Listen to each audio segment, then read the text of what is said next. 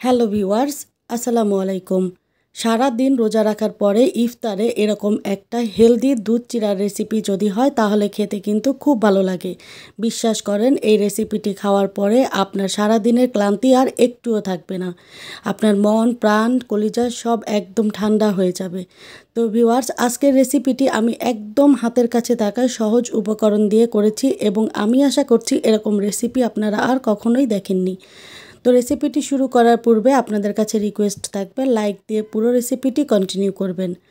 আজ আমি এই চিড়ার ডেজার্টটি তৈরি করার জন্য এখানে চিড়া নিয়েছি 2 কাপ এবং এই চিড়াটা হচ্ছে লাল চিড়া, আপনারা চাইলে সাদা চিড়াও নিতে পারেন। চিড়াটার মধ্যে যে একটু কালো কালো অংশগুলো আছে এগুলো বেছে আমি ফেলে দিব। এখন আমি চিড়া বেশ ভালো করে ধুয়ে নেব যতক্ষণ পর্যন্ত না চিড়া থেকে সাদা পানি বের হয়। চিড়া ধোয়ার সময় অবশ্যই খেয়াল রাখবেন খুব বেশি জোরে চিড়া ধুতে যাবেন না, তাহলে কিন্তু এটা ভেঙে যাবে। আলতো হাতে খুব সুন্দর করে এভাবে ধুয়ে নিতে হবে। চিড়া ধোয়ার সময় খেয়াল করবেন উপরে ধানের যে অবশিষ্ট অংশগুলো আছে সেগুলো চলে যাবে এবং কালো পানিটাও বের হয়ে যাবে। তো 5 থেকে 7 বার ধুয়ে নেওয়ার পরে চিড়া থেকে একদম সাদা পানি বের হওয়া পর্যন্ত আমি এগুলো ধুয়ে নিয়েছি। আমার চিড়াটা কিন্তু এখানে ধোয়া হয়ে গিয়েছে। এখন আমি এখানে দিয়ে দিচ্ছি আগে থেকে জাল করে রাখা দুধ। এই দুধটা কিন্তু গরম না, নর্মাল দুধ।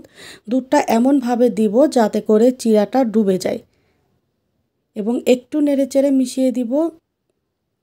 আমি কিন্তু এখানে আরও কিছুটা দুধ অ্যাড করেছি, দেখেন এভাবে থাকবে, চিড়ার উপরে অনেকটাই দুধ থাকবে। এখন এখানে দিয়ে দিচ্ছি সামান্য লবণ। মিষ্টি জাতীয় খাবারগুলোতে লবণ ব্যবহার করলে খেতে কিন্তু ভালো লাগে। এখন আমি এখানে দিয়ে দিচ্ছি মধু, আপনারা চাইলে চিনিও ব্যবহার করতে পারেন, কিন্তু এই ডেজার্টে আমার মধু ব্যবহার করতেই বেশ ভালো লাগে।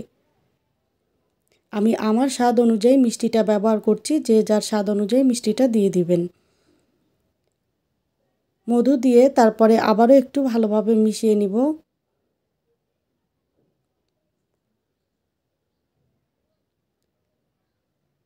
এখন আমি এই চিড়াটাকে 20 মিনিটের জন্য রেস্টে রাখব। রেস্টে রাখার এই সময়টাতে চিড়াটা ফুলে একদম ডাবল হয়ে যাবে। দেখেন আমি 20 মিনিট পরে ফিরে এসেছি। এখন আমি এখানে দুটো ফল নিয়েছি, খেজুর এবং কলা। খেজুরটা আমি আগে থেকেই ভিজিয়ে রেখেছিলাম যাতে করে নরম হয়ে যায়, আর ভেতরের বিচিটা ফেলে দিয়েছি। এখন খেজুরগুলোকে আমি এরকম লম্বা স্লাইস করে কেটে নিব। আপনারা চাইলে যে কোনো ধরনের ফল এখানে অ্যাড করতে পারেন, তবে চিড়া যেহেতু নরম খাবার এর সাথে আমার এই নরম দুটো ফলই অ্যাড করতে ভালো লাগে। চাইলে এখানে আঙুর আপেল যে কোনো কিছুই অ্যাড করা যায় বা স্ট্রবেরি, কিন্তু টক জাতীয় ফল খেতে মিষ্টির সাথে আমার ভালো লাগে না, তাই আমি এখানে দিচ্ছি না। তো আমার খেজুরগুলো কাটা হয়ে গিয়েছে। এই কলা কিন্তু আমি আগে থেকে ধুয়ে পরিষ্কার করে নিয়েছিলাম। এখন খোসাটা ফেলে দিয়ে কলাটাকে স্লাইস করে কেটে নিব।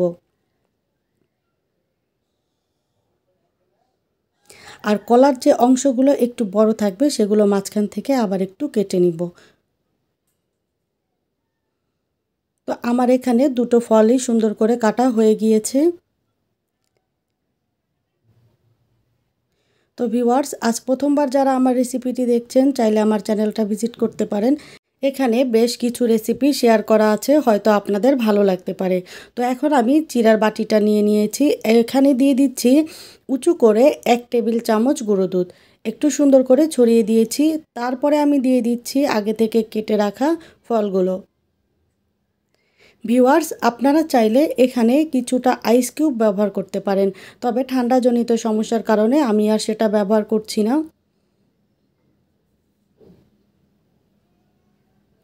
এখন আমি আবারও 1 টেবিল চামচ গুঁড়ো দুধ ফলগুলোর উপর থেকে সুন্দর করে ছড়িয়ে দিব। আর আমি এখন এখানে দিয়ে দিচ্ছি 1 টুকরো লেবু। এটা শুধুমাত্র ডেকোরেশনের জন্য নয়, আমি এই রেসিপিটি যখন খাবো তখন লেবুটা চিপে এর রসটা দিয়ে দিব। এটা একদম গেম চেঞ্জারের মতো কাজ করে, আমার খেতে ভীষণ ভালো লাগে। যারা এখনও করে এভাবে রেসিপিটি খাননি একবার হলেও ট্রাই করবেন।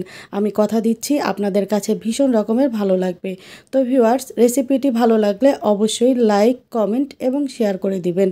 আর নতুন ভিউয়ার্সরা সাবস্ক্রাইব করে পাশে থাকা বেল বাটনটি অন করে রাখবেন। দেখা হবে অন্য কোনো রেসিপিতে। আল্লাহ হাফেজ।